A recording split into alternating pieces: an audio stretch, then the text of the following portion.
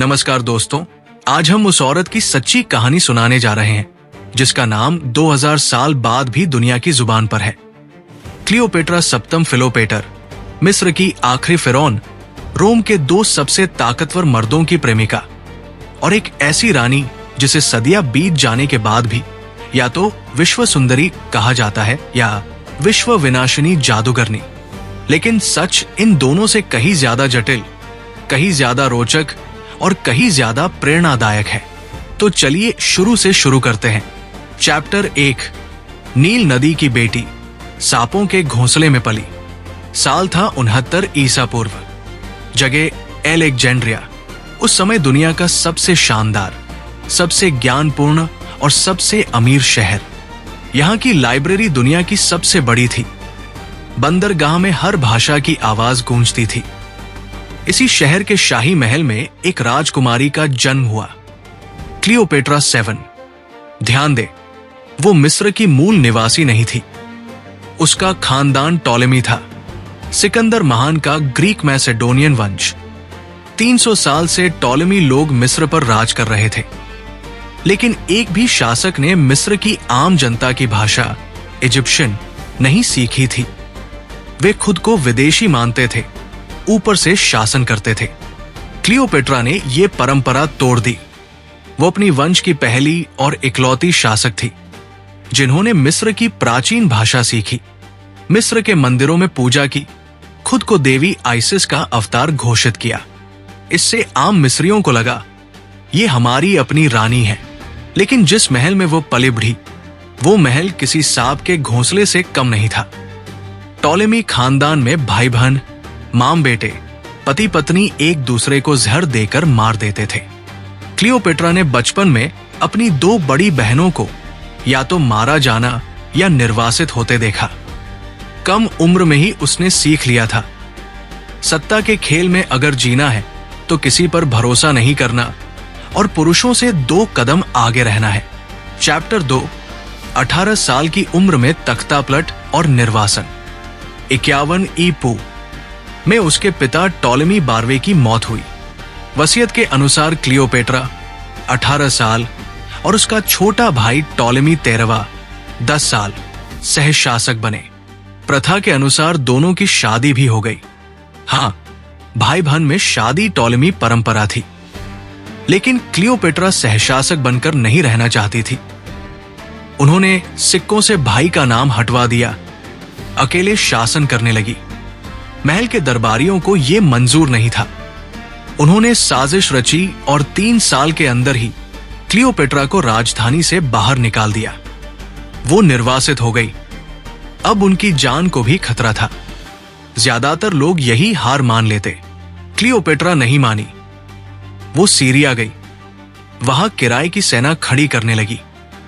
मिस्र गृह युद्ध के कगार पर था और ठीक इसी समय दुनिया का सबसे ताकतवर आदमी जूलियस सीजर मिस्र पहुंचा। चैप्टर 3, कालीन वाली रात, इतिहास का सबसे ड्रामेटिक एंट्री। 49 ईपू, सीजर अपने दुश्मन पोम्पी का पीछा करते हुए एलेक्जेंड्रिया पहुंचा। उसे पोम्पी का कटा सिर भेंट किया गया। सीजर नाराज हुआ और फैसला किया कि वो मिस्र के भाई बहन के झगड़े का फैसला करेगा। क्लियोपेट्रा समझ गई ये शायद जीवन का आखिरी मौका है, लेकिन समस्या ये थी कि पूरा शहर उनके भाई के सैनिकों से घिरा था। महल तक पहुंचना नामुमकिन था। उन्होंने जो किया वो इतिहास में अमर हो गया। रात के अंधेरे में एक छोटी नाव से बंदरगाह पहुंची, खुद को एक बड़े कालीन में लिपटवाया। वफादार नौकर अपोलोडोरस ने कालीन कंधे पर उठाया और सीधे सीजर के निजी कक्ष में पहुंच गया। जब कालीन खोला गया तो उसमें से 21 साल की आत्मविश्वास से भरी रानी निकली। सीजर दंग रह गया। उसने जिंदगी में पहली बार ऐसी औरत देखी जो सत्ता के लिए इतना बड़ा जोखिम ले सकती थी। उस रात लंबी बातचीत हुई। क्लियोपेट्रा ने न सिर्फ अपनी कहानी सुनाई, बल्कि सीजर को यह यकीन दिलाया कि मिस्र की दौलत और नौसेना उनके साथ होगी। फिर शुरू हुआ इतिहास का सबसे मशहूर रोमांस। सीजर ने उनके भाई की सेना को हराया। टॉलेमी 13 नील नदी में डूब गया। क्लियोपेट्रा फिर से सिंहासन पर बैठीं। अब उनके साथ रोम की तलवार थी। चैप्टर 4, नील नदी का सपना और सीजर का बेटा। युद्ध के बाद सीजर कई महीने मिस्र में रुके। दोनों ने नील नदी पर 3 महीने की शाही यात्रा की। इसी दौरान क्लियोपेट्रा गर्भवती हुई। 47 ईपू में एक बेटे ने जन्म लिया, टॉलेमी सीजर, जिसे दुनिया सीजेरियन, छोटा सीजर कहने लगी। यह बच्चा सिर्फ प्यार की निशानी नहीं था, ये एक राजनीतिक बम था। अब क्लियोपेट्रा के पास रोम और मिस्र को जोड़ने वाला जीता जागता वारिस था। सीजर रोम लौटे। क्लियोपेट्रा भी 46 ईपू में अपने बेटे के साथ रोम पहुंची। सीजर ने उन्हें शहर के बाहर शानदार विला दिया, लेकिन रोम के लोग एक विदेशी रानी को स्वीकार नहीं कर पाए। अफवाहें उड़ी कि सीजर गणतंत्र खत्म करके राजा बनना चाहते हैं और क्लियोपेट्रा उनकी रानी। 15 मार्च 1944 ईपू, आइड्स ऑफ मार्च, सीजर की हत्या। क्लियोपेट्रा का सबसे बड़ा सहारा खत्म। वो चुपचाप रोम से भागकर मिस्र लौटी। चैप्टर 5, मार्क एंटनी, दूसरा दाव। सीजर की मौत के बाद रोम में गृह युद्ध। अंत में 3 लोग सत्ता में बचे, ऑक्टेवियन, सीजर का गोद लिया बेटा लेपिडस और मार्क एंटनी। साम्राज्य बंट गया। एंटनी को पूर्वी भाग मिला, जिसमें मिस्र भी था। 41 ईपू, एंटनी ने क्लियोपेट्रा को तलब किया, पैसे और वफादारी के लिए। क्लियोपेट्रा अब 28 साल की थी, अनुभवी, आत्मविश्वास से भरी हुई। वो किसी याचक की तरह नहीं गई। तुर्की के टार्सस शहर में सिडन्स नदी पर जो नाव आई, उसका वर्णन आज भी पढ़कर रोंगटे खड़े हो जाते हैं। सोने की नाव, बैंगनी पाल, चांदी की पतवारें, क्लियोपेट्रा प्रेम देवी वीनस के वेश में, चारों तरफ सुगंध, संगीत, न एंटनी मंत्रमुग्ध। कुछ ही दिनों में एंटनी उनके साथ एलेक्जेंड्रिया आ गए और पूरा सर्दियों का मौसम वही बिताया। 3 बच्चे हुए, जुड़वा अलेक्जेंडर हीलियस और क्लियोपेट्रा सेलेने, और एक बेटा Ptolemy Philadelphus. Chapter 6, donations of Alexandria, वो गलती जिसने सब खत्म कर दिया।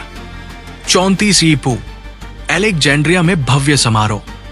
एंटनी ने घोषणा की, क्लियोपेट्रा राजाओं की रानी, सीजेरियन राजाओं का राजा और सीजर का असली उत्तराधिकारी। उनके 3 बच्चों को रोमन पूर्वी प्रांत बांट दिए। ये रोम के लिए लाल झंडा था। ऑक्टेवियन ने प्रोपगेंडा शुरू किया। एंटनी रोम को एक विदेशी औरत के हाथ बेच रहा है। चैप्टर 7, एक्टियम, समुद्र लाल हो गया। 2 सितंबर 1931 ईपू, ग्रीस के एक्टियम की लड़ाई। एंटनी क्लियोपेट्रा की विशाल लेकिन भारी नौसेना बनाम ऑक्टेवियन की फुर्तीली नौसेना। लड़ाई के बीच में क्लियोपेट्रा अपने 60 जहाजों के साथ अचानक भागी। एंटनी ने भी अपनी पूरी सेना छोड़कर उनका पीछा किया। बाकी सेना हार गई। ये दिन रोमन गणतंत्र का अंत और रोमन साम्राज्य की शुरुआत था। चैप्टर 8, अंतिम प्रेम और अंतिम विद्रोह। 30 ईपू, ऑक्टेवियन मिस्र पहुंचा। एंटनी ने आखिरी लड़ाई लड़ी, हार गया। झूठी खबर मिली कि क्लियोपेट्रा मर गई। एंटनी ने अपनी तलवार पर गिरकर आत्महत्या कर ली। क्लियोपेट्रा ने खुद को अपने मकबरे में बंद कर लिया। ऑक्टेवियन उनसे मिला। उसका इरादा था उन्हें जिंदा रोम ले जाकर जुलूस में घुमाना। क्लियोपेट्रा ने यह अपमान स्वीकार नहीं किया। अगस्त 30 ईपू, उन्होंने शाही पोशाक पहनी, अपने बिस्तर पर लेटीन और किंवदंती के अनुसार अंजीर की टोकरी में छिपे मिस्र के कोबरा से कटवाया। जब सैनिक कमरे में घुसे तो क्लियोपेट्रा और उनकी 2 दासियां मरी पड़ी थी। एक दासी ने आखिरी सांसों में कहा, यह एक रानी के लिए सबसे उचित अंत है। चैप्टर 9, क्लियोपेट्रा की असली विरासत। रोमन इतिहासकारों ने उन्हें वासना की गुलाम, रोम विनाशिनी जादूगरनी लिखा। शेक्सपियर ने नाटक लिखा। हॉलीवुड ने ग्लैमर्स वैम्प बनाया। लेकिन आधुनिक इतिहासकार कहते हैं वो 21 साल तक एक अस्थिर साम्राज्य की सफल शासक रही। गृह युद्धों से बचाया, अकाल में जनता को खिलाया, 9 भाषाएं बोलती थी, मिस्र की संस्कृति को अपनाया, रोम को सैन्य बल से नहीं हरा सकती थी, इसलिए उसने उसकी अंदरूनी सत्ता लड़ाई में सही घोड़े पर दाव लगाया। पहले सीजर, फिर एंटनी, अंत में भी उसने अपनी मौत की शर्तें खुद तय की। वह न तो सिर्फ सुंदरता की देवी थी और न ही खलनायिका, वो एक ऐसी औरत थी जिसने पुरुषों की दुनिया में पुरुषों से ज्यादा चतुराई, ज्यादा साहस और ज्यादा दूरदर्शिता से खेला और अंत तक अपनी शर्तों पर जिया और मरा। 2000 साल बाद भी हम उनकी कहानी इसलिए सुनते हैं क्योंकि वो हमें याद दिलाती है कि बुद्धि, हिम्मत और आत्मसम्मान किसी भी ताज से बड़े हथियार होते हैं। धन्यवाद।